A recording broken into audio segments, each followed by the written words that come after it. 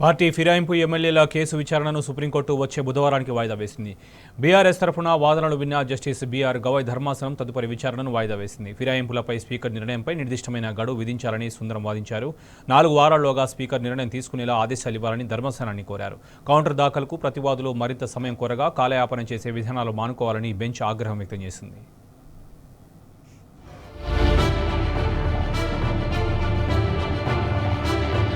BRS నుంచి కాంగ్రెస్ లో చేరిన ఫిరాయింపు ఎమ్మెల్యేల పిటిషన్లపై సుప్రీంకోర్టులో మంగళవారం విచారణ జరిగింది.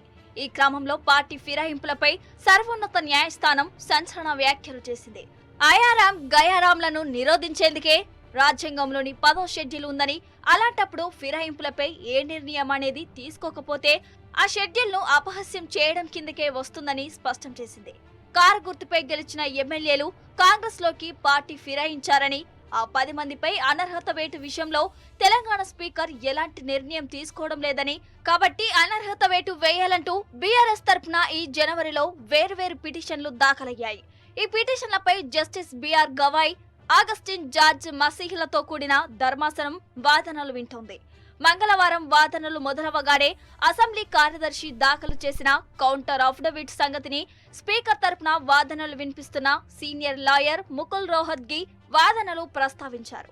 ఈ వ్యవహారంలో స్పీకర్ ను ఆదేశించే అధికారం న్యాయస్థానానికి ఉంటుందా, లేదంటే రాజ్యాంగ ధర్మాసనానికి నివేదించాలా అని కోరారు.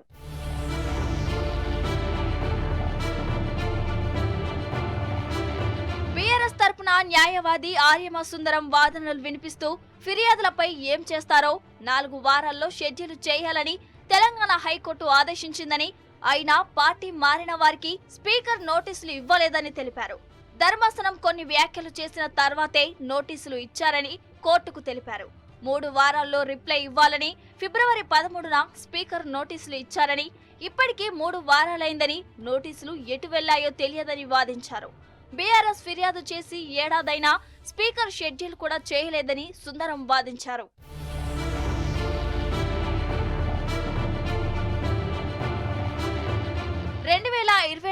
మార్చి 18న మొదట ఫిరాయింపులపై శాసనసభ స్పీకర్ ఫిర్యాదు చేశామని చెప్పారు. మొదటి ఫిర్యాదు చేసినా నోటీసులు ఇవ్వలేదన్నారు. హైకోర్టుకు వెళ్లేంత వరకు కూడా నోటీసులు ఇవ్వలేదని చెప్పారు. రీజనబుల్ టైంలోనే చర్యలు తీసుకోవాలని హైకోర్టు డివిజన్ బెంచ్ చెప్పింది. హైకోర్టు చెప్పినా ఎలాంటి చర్యలు లేవని సుందరం వాదనలు వినిపించారు.